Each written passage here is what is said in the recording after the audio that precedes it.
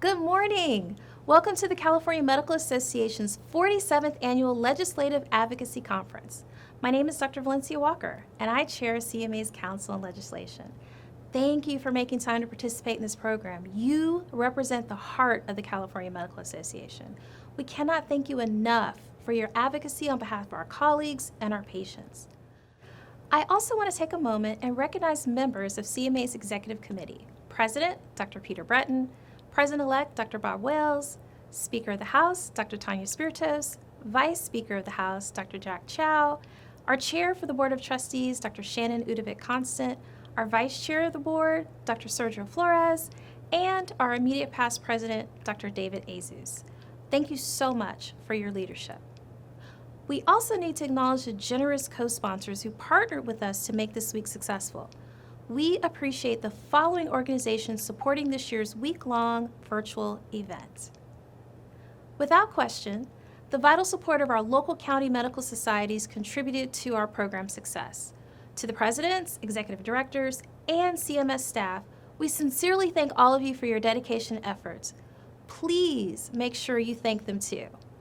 I also consider it a tremendous privilege to acknowledge our passionate, brilliant, innovative, and dedicated residents and medical students. I consider them not only just the future of our profession, but also the champions of physician advocacy that we need today. You inspire me, and I thank you. Now, to properly kick off the program with the advocacy energy that we need, as well as the always important advice to stay out of jail, I turn it over to Senior VP of Government Relations, Janice Norman. Thank you, Dr. Walker. Tremendously appreciate the introduction. And yes, we will get to those instructions on how to stay out of jail, which is a very important component of this week of advocacy. But first and foremost, let me start by saying thank you so much for taking time out of your day, taking time away from your practice to advocate on behalf of the entire profession.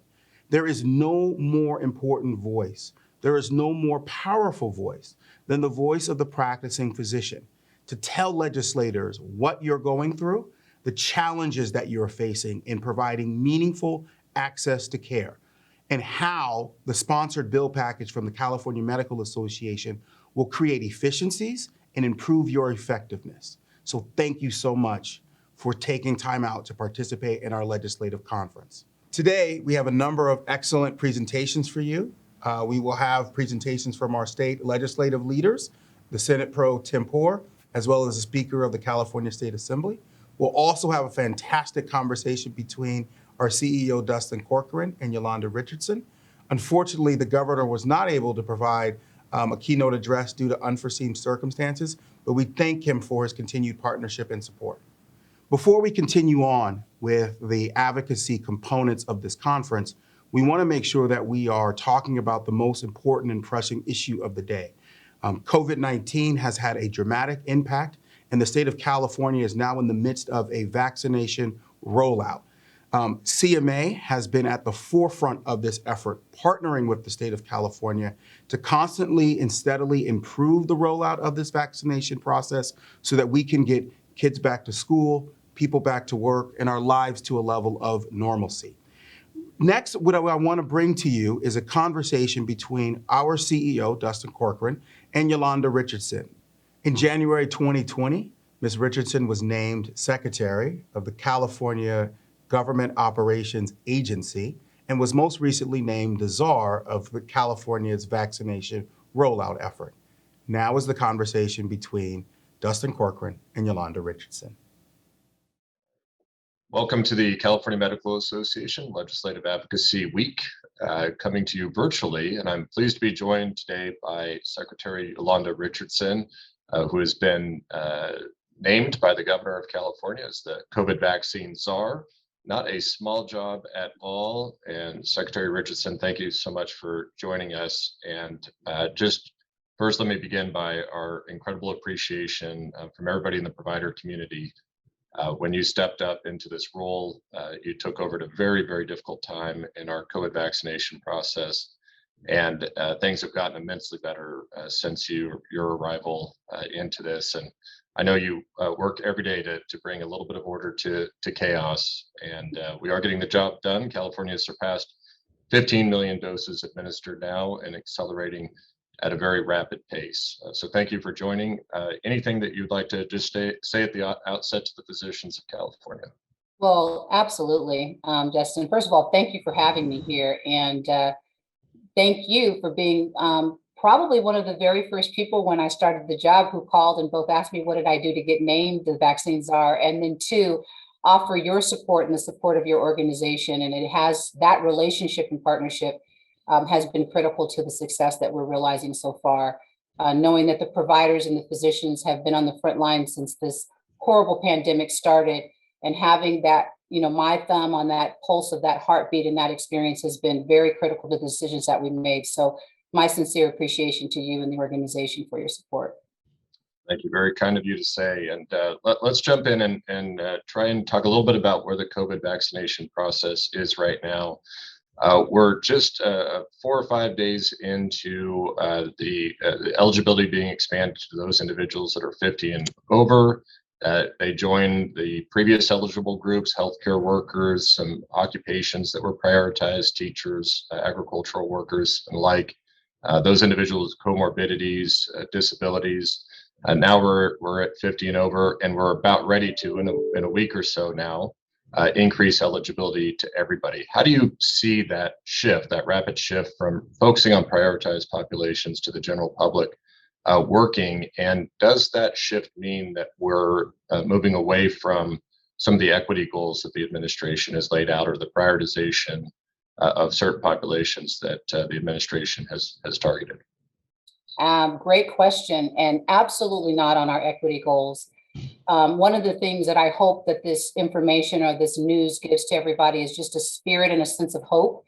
It is a lot of excitement and buzz out there based on this information, and hopefully for those communities have been wondering about, how do I get the vaccine? Should I get the vaccine? Now they have a reason to be excited about sharing this with their families and with their those in their communities, and of course all of us across California who so desperately are ready to get back to the things that we love doing so much. For me, this is about testing everything that we've been working for up to this point. For the last 8 weeks, we've been working with our third-party administrator partner, Blue Shield, to develop capacity, making sure that we have providers that people can get to and access. We've also been working with our physicians to talk about what type of access we should be thinking about. And certainly now is a time to make sure all of that effort is going to culminate in people being able to get that shot in their arm. And equity is much more important now than ever. And so we're doubling down. I mean, recently you saw the governor announce that we're putting more doses in those communities that have been most impacted or had the most disease burden. In addition to that, working with physicians, the community physicians and others to make sure that we understand just kind of proximity to some of the infrastructure that we're building, as well as some of the messages that we should be using. We're doubling down in that effort. So this opening up is something to celebrate, hopefully get the word out to those who haven't been hearing so much about vaccine or how they can get it, but we are definitely looking forward to getting those shots in the arms of those who need it the most. It's great, and I know there's a lot of physicians and clinical leaders that are out there. They're going to be excited to be focused on getting shots in the arms that need it the most, not so much on always having to be the vaccine police at the same time that they're trying to administer vaccines. And appreciate your leadership on that. I know you and I have talked quite a bit about that. Talking about it in that moment where we move, and it's interesting, you're really aligning opening up of eligibility to where we see supply really increasing from the Fed. So I assume that was a deliberative choice to try and match demand and supply there and open up both sides of that. One of the things that we've seen in the data, and it was recently published by the Kaiser Family Foundation about public attitudes about where people want to be vaccinated, that the overwhelming preference was to go to your physician office, to your normal clinician, to be able to get vaccinated there. For those that had vaccine hesitancy and were on the fence about whether to get vaccinated or not, the most trusted messenger was their physician across almost every demographical line. But we've been slow as a state to onboard community physicians, community clinics. We're now in the process of getting most of the FQHCs on. What role do you see physician practices, particularly in those in underserved communities, what role do you see physician practices playing in the vaccination effort? Well, first of all, a very critical role. And I will say thank you for all that you have done to partner with us to expedite onboarding those providers, because you're absolutely right. We hear it all the time from Californians, I mean, across the state, that there's no substitute for the trust that they feel when they interact directly with their physician. And that's why they're so important, because I actually I'll share a story with you. I was talking to someone who was talking to their physician, and what she described was this calm feeling she had as the physician talked to her about the types of vaccine that was available, what the reaction would be, how he would be there to support or answer any questions she had after she got it, and encouraging her. And how she said up to that point, she was absolutely not going to get the vaccine, absolutely not, until she talked to her provider. So selfishly for me, it's not just about having the physicians there as access and part of the infrastructure, but as my partner and the governor's partner and all of our partners across the state to get that trusted message out to people to do that. I see that the physicians, definitely that you work with every day, Dustin, definitely champions in this area, but again, partners in getting that trusted message out that the vaccines are safe and that they're going to help save lives. And I don't see how we absolutely cannot do it without them. Listen, they've been on the front lines since this whole thing started. They've been watching this and understanding what's been happening in the communities. They know how people feel about the pandemic and how horrible this has been for families. And I think they're going to be able to touch every single person and help us do that. And so I really am appreciative of the work that they're doing, and very grateful that we're getting them onboarded as fast as possible. So appreciate that. As we move from potentially a supply problem to a demand problem, I mean, we've been in a shortage for quite a while, where demand has clearly exceeded supply. Supply is going to be moving up rapidly, but we could run into a demand problem as those that are highly motivated to be vaccinated are vaccinated, and we're really focused now on the at that moment at those that might be on the fence, like you just described, somebody that you knew personally. What is the state going to do beyond partnering with the physician community to try and drive vaccine acceptance among different groups that may have that hesitancy or just those questions? What are the strategies that you're looking to implement with not just the healthcare system, but other community groups potentially as well? So one of the things, Justin, is talking about a strategy that brings this to the neighborhoods, bringing this to where people live. We want to make this very easy, not only for Californians to get the vaccine for someone that they trust, but also to hear these messages from people they trust. So the state is partnering with hundreds of community-based organizations across the state. We have a lot of opportunities for people to get vaccinated, including mobile sites. We're talking about having night clinics where people can get off work and get vaccine. We're talking about transportation to help those who might be hesitant about actually going outside of their neighborhood or actually knowing where to go. We're also going to have people walking in the neighborhood and talking to people right there in their home, near their homes, about what the vaccine can do for them, what are the benefits, and how they can access it. Listen, it is a multi-pronged, very layered strategy. We know that one size does not fit all. So this is all hands on deck, and it's everything that we can possibly do to reach everybody where they are, because you're absolutely correct.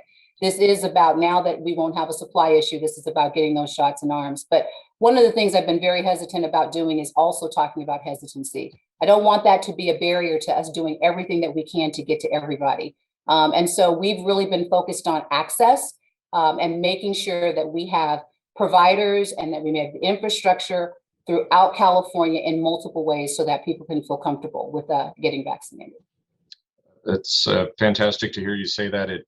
You're absolutely right. California it's a broad and diverse state, and it is interesting that some of the assumptions that were made at the beginning of the pandemic or the beginning of the vaccination effort about where hesitancy would be the highest is starting to get broken down, and it appears now hesitancy is highest among conservative men, and how we address that in parts of our state that's the predominant group is going to be vastly different, I would imagine, than our efforts in other areas in California. And I assume you and the Department of Public Health are looking at all of those variations and how, as you say, we go neighborhood by neighborhood to really drill down on what's going to work in that area to bust through that hesitancy.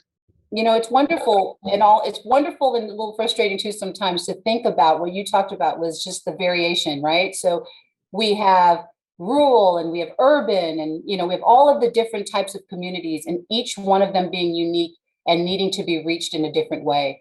What we're very grateful for is the partners across the state who understand that, who've been doing this public health work for years, our county partners, our community physicians, our pharmacists, our hospitals, our public hospitals, the clinics.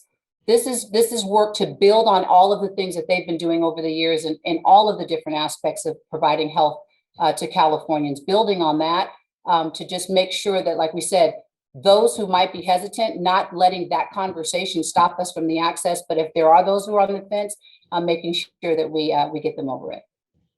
That's fantastic.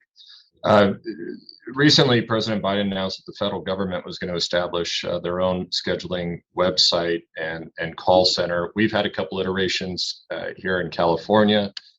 Does that announcement nationally mean that we're going to have to transition yet again in California to another scheduling system, or is this supplemental to that? Is it just for the mega sites that the feds are running, even though those are phasing out? What does that mean? The provider community looking for some clarity on what this all means to them, particularly those that have made their way through the onboarding process are now using MyTurn. Well, already there's what we call the CDC Vaccine Finder tool. And that actually right now, if you go on to that federal site, it refers you to our MyTurn tool. And so we're very excited about what the Biden administration is doing to support states in the distribution and administration of vaccine. And we're looking forward to partnering with them on launching additional schedulings, websites, and certainly call center support, and partnering with them to integrate that into what we're doing. Right now, MyTurn is the tool. And we are so fortunate that a lot of the providers who have been using it early on have been giving us some exceptionally great feedback about how we can make that tool more helpful and more friendly for both the providers and for Californians who need to get an appointment. And so our team is continuing to roll out new functionality, even including some new things that are going to be coming out in the next couple of weeks, which is going to make MyTurn a very, very relevant and critical tool for all of us to use to help marry Californians to the providers that can get them vaccinated. And not just MyTurn, but also our call center as well. So again, looking forward to partnering with the administration to migrate, to actually work with them and partner with them to make sure all that we're doing coordinates with them. But we're going to continue to make MyTurn a tool that works for everybody. Great, thanks. And let's talk a little bit about MyTurn. I have some line of sight into the thousands of hours of work that's going into that. You just mentioned some of the increased functionality of MyTurn that's in the offing, and I'm aware of some of that, but I think a lot of these tools will really be critical for community-based programs and for clinics and physicians in those targeted communities. And we're talking about this functionality, if I'm not mistaken, the ability to be able to geofence, the ability to be able to go into a closed clinic if you're serving an underserved community, to have greater interfaces with some of the existing health information systems. Those are all things that are almost online, yes?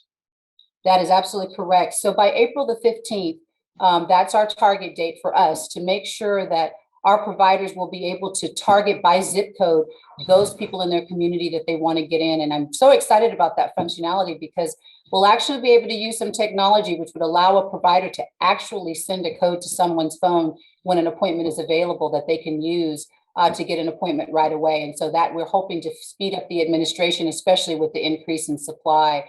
We're also talking about reporting that might be available through MyTurn. We know the providers need data at their fingertips, and we certainly want to make sure that we're supporting them. And then, of course, enhancing the user experience for Californians so that when they go onto MyTurn, they'll actually be able to see if an appointment is available with their favorite provider. So those are going to be enhanced functionality, and we'll continue to ask questions of the providers on how we can continue to make that a tool for future to come to make sure that it's as usable and as helpful and supportive as it possibly can be. I know those will all be welcome additions to the My Turn functionality. I know Amy Tong and her team are just working overtime on getting that done, and we've had a great working relationship with them, and really appreciate the work that your team's done on that.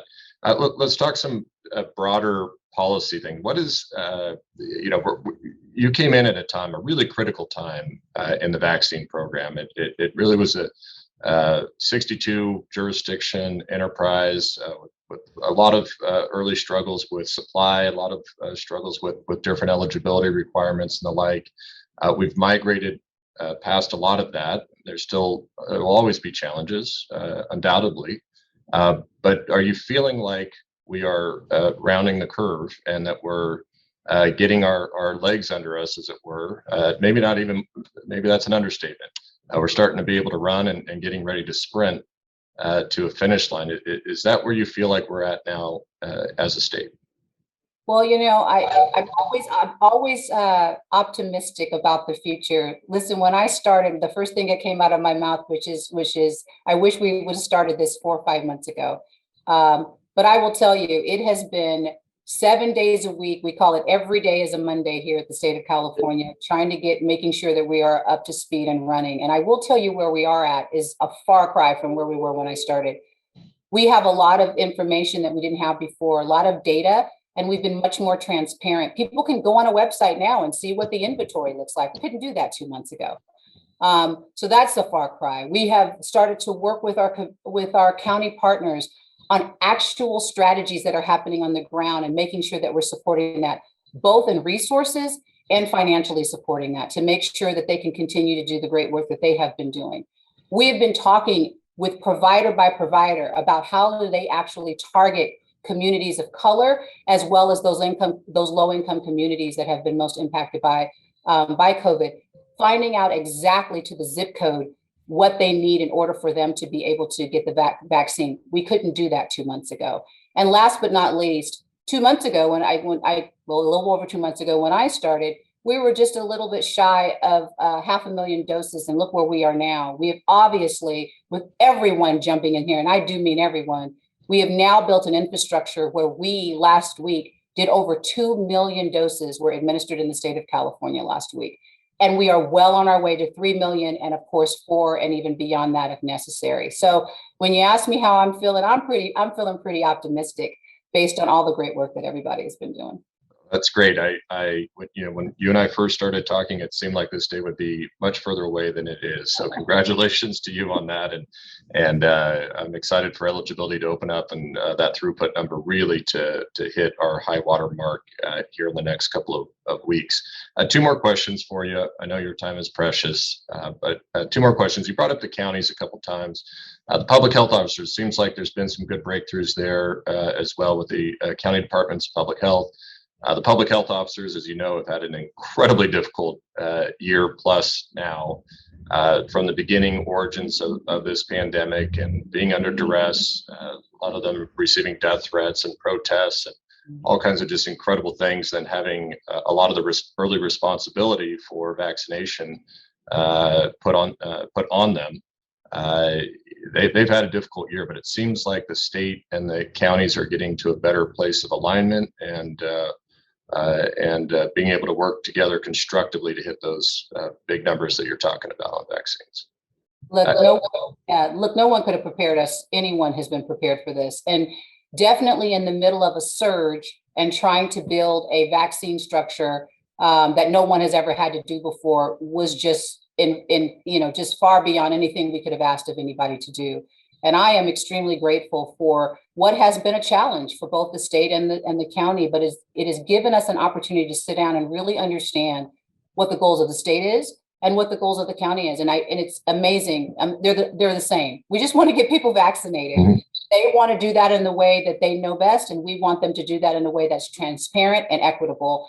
And it's wonderful to know that that's what we all want. And I am just so grateful that now the conversations we're having, even as recent as today, is how do we move up those equitable numbers? How do we actually deploy more strategies in those communities that we know were hardest hit. And that's the conversations that they want to be having and we want to be having. And so that's where we're at.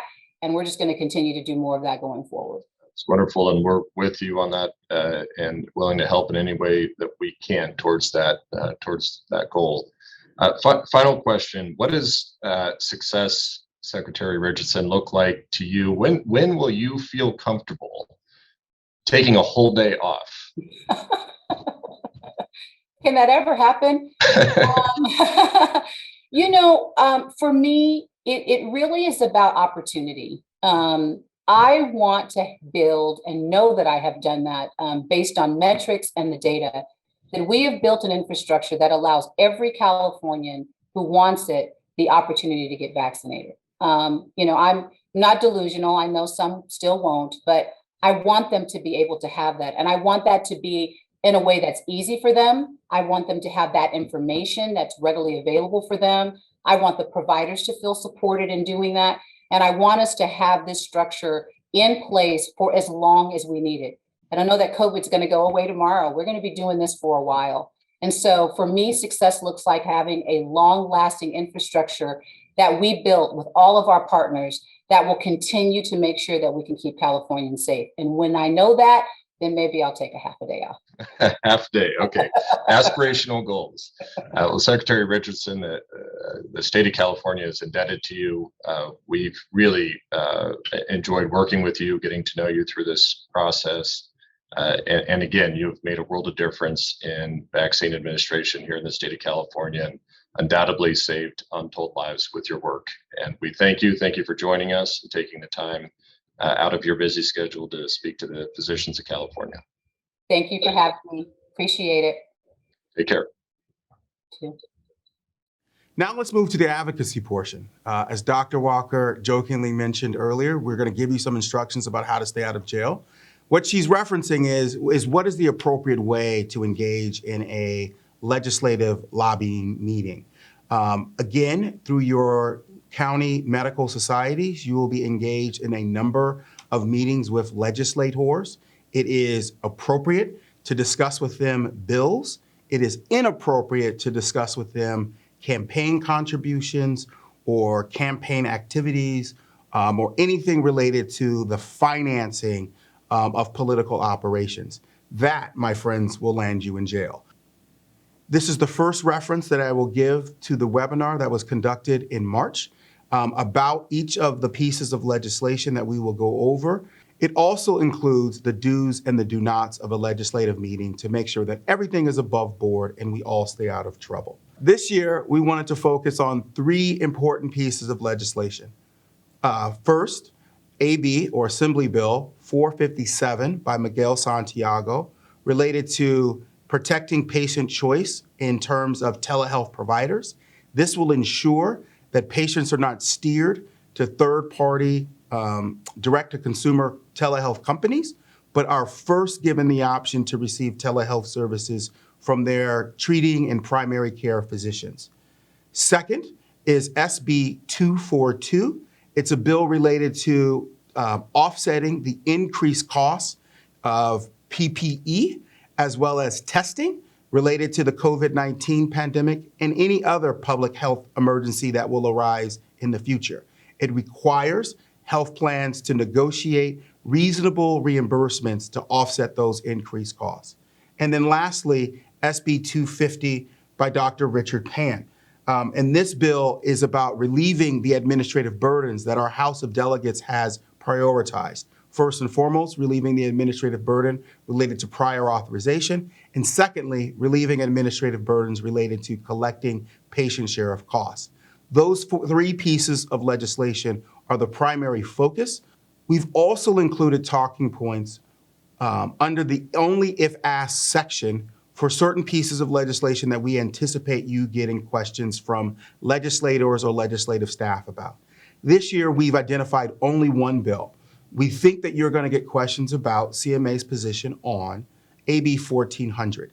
It is this year's version of legislation implementing single payer. Essentially, the position of the association is to follow its policy. Our policy outlines 11 key essential components of legislation, AB 1400 does not include those. Therefore, the association's position is opposed unless amended to include the key components that the bill currently does not possess. Again, for more information, please see the webinar that was conducted in March. To kick us off into our advocacy meetings, we will hear from the two leaders from the California State Legislature. We will hear from first the Speaker, Mr. Anthony Rendon, and then we will hear from Tony Atkins. Mr. Rendon has been the Speaker of the California State Assembly since March of 2016. He represents the 63rd Assembly District out of Los Angeles. Tony Atkins represents the 39th Senate District in San Diego County. She was elected to that office in 2016. She's held the office of President Pro Tempore since January of 2018. We will now hear from Mr. Speaker. Thank you, Janice, for that introduction. It's an honor to be speaking to so many CMA members, and an honor to do so alongside with my governing counterparts, our Senate Leader Tony Atkins and Governor Gavin Newsom. What we have accomplished in California in terms of battling the coronavirus has been done because the three of us have been committed to working together. We don't have identical outlooks, but we share the single goal of getting California through this in strong shape. We each have had our own roles to play, and we've been at this for a year now. A year ago, the Senate and the Assembly, Democrats and Republicans, used our budget powers to give our governor $1 billion for the initial fight against the coronavirus pandemic. It was used for masks and for ensuring hospital capacity and other approaches to try to slow the spread. Since then, we've worked together a lot. It hasn't all been medical, of course, because California has other needs. We worked to provide distance housing for the homeless and eviction protections for renters. We worked on keeping small businesses going and strengthening childcare for essential workers. And we have worked hard to make sure that the reopening of schools was safe. The work was done by more than just Rendon, Atkins, and Newsom. The chair of the Assembly Budget Committee, the Assembly Budget Subcommittee on Health and Human Services, and the Assembly Health Committee have all had key roles to play. I have put a lot of power into the hands of committee chairs since becoming Speaker 5 years ago. That means that when you want to be an advocate for medical policies, you should be talking to the chairs and to the consultants for the committees, not just to me. They are my teammates. We work together. I want to stop a moment to recognize the work that your members have done in this crisis. Physicians and your medical colleagues have been on the front lines. This has been said often and is probably more true of your professions than of any other. I don't know that anyone else has been exposed to more risk of the COVID virus than medical workers. That is not just a physical health threat, but a mental health issue. The stress of facing that every day is combined with the frustration and sorrow of not being able to save every single coronavirus patient. That is unimaginably hard. Here in the Capitol, we say that legislators should not get too attached to their bills because so many of them die. To witness the death of a human being after all your hard work is far more difficult. You have my deep appreciation for what you do. At the same time, I would like to ask you to do more, not as doctors, but as advocates. Coronavirus has exposed the deep chasms that exist in our society. People of color and working class people are dying of coronavirus at higher rates.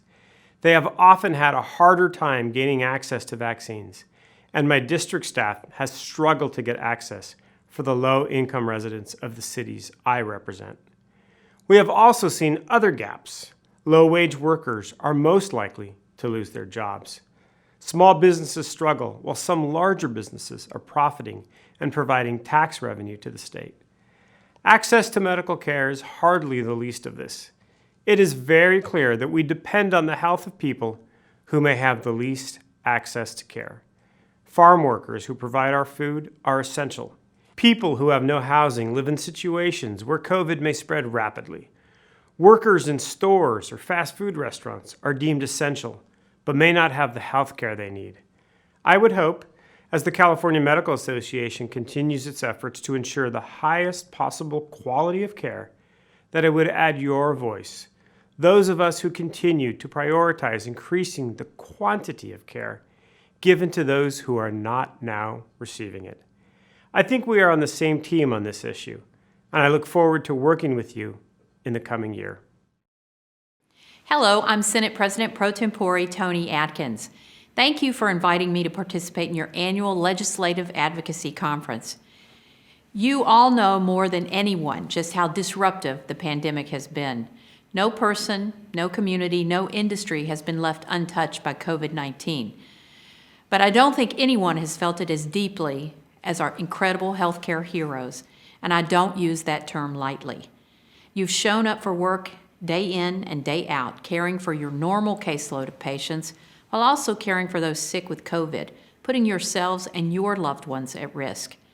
Healthcare personnel, whether directly working with COVID patients or not, have made necessary adjustments to daily operations to ensure that patients can count on the quality of care they need, distributing face masks, rescheduling non-emergency procedures and services, finding ways to keep offices open, making payrolls in difficult times, making telehealth more readily available to those who can receive the care they need from the safety of their own homes.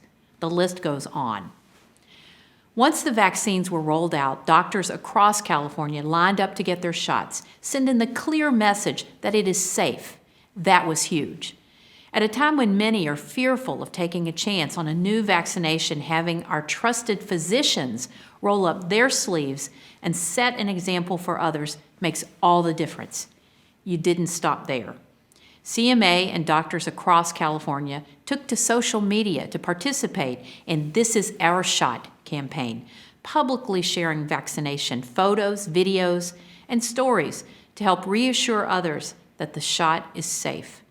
In this campaign, you put an emphasis on educating communities that have historical or cultural barriers to vaccines, recognizing that not everyone has had the same experiences with the medical community. All of these actions, and so many others, have helped ensure that healthcare remains accessible, even during this challenging time. Now, as we see light at the end of the COVID tunnel, we have the opportunity to learn from the many lessons this year presented, and we can work together to make healthcare more accessible and more equitable.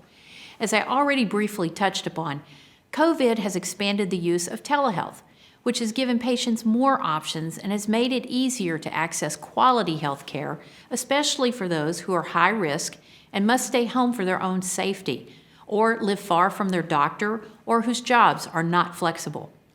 Patients and providers are signing off from their telehealth sessions and reporting positive experiences, especially when it comes to behavioral health services. And clinics have seen a large drop in no-show rates for Medi-Cal patients.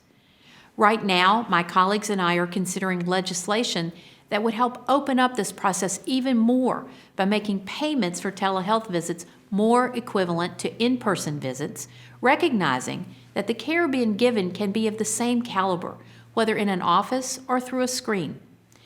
Of course, telehealth is not a fix-all, and it is not still accessible to all communities, especially those that lack high-speed internet, and we're actively working to address that issue as well.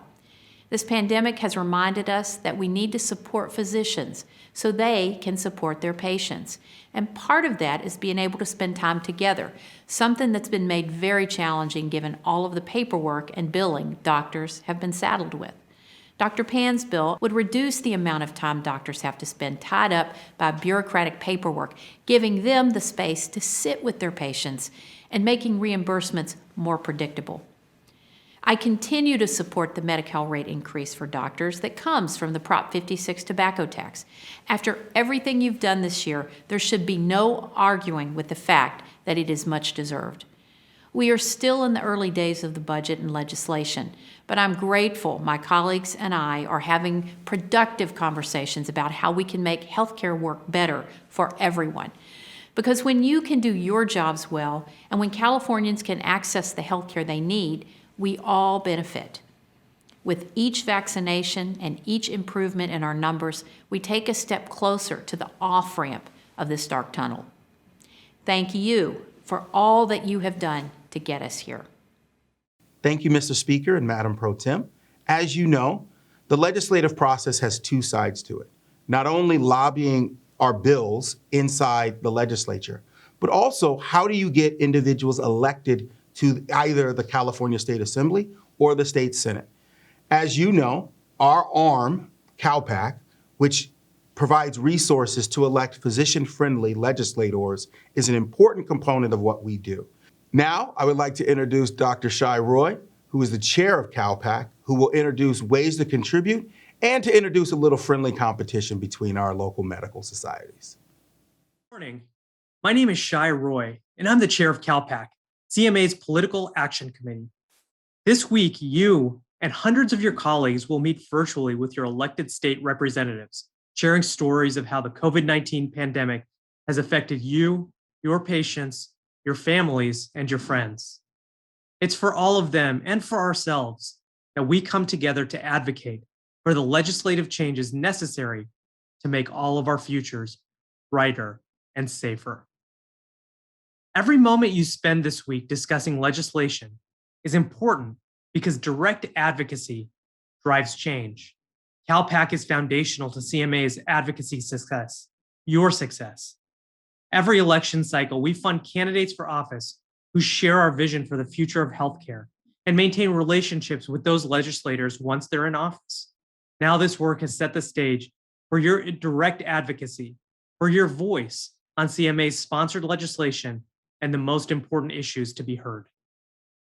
We'll determine our own future as physicians and future physicians, and CalPAC's work will continue to be critical to ensuring our collective success.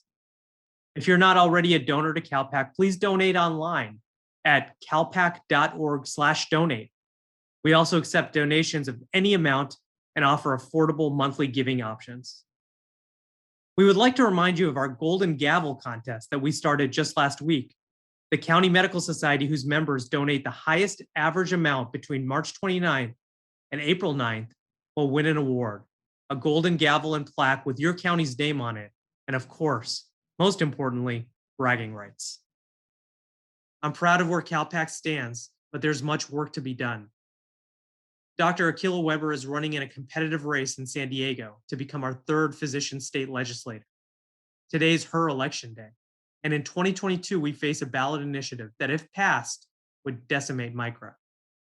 Please donate to CalPAC today, and I wish all of you the very best in your meetings this week.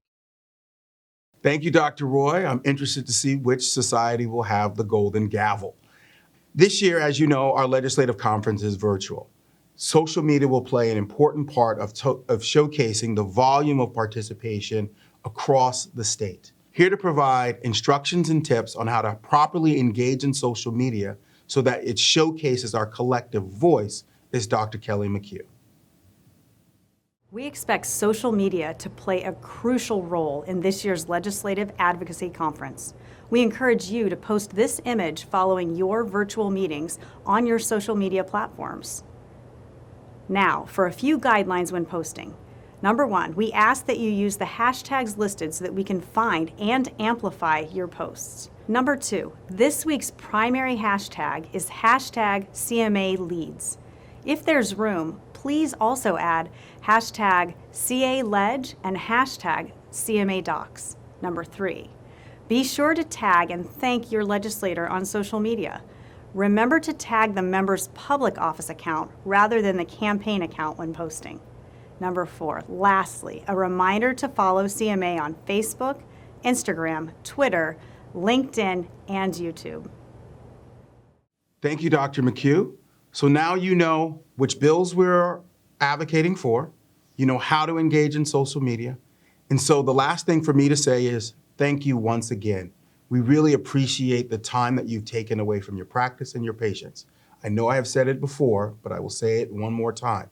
There is no more important voice than the physician's voice. You tell the story of what it takes to provide care to your patients and to your neighborhoods and to your communities.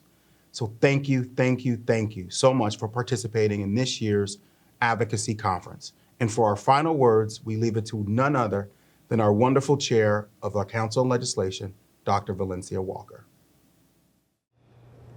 Muchas gracias, merci beaucoup, and thank you again for participating in this year's Legislative Advocacy Conference. I can't stress the importance of your advocacy this week.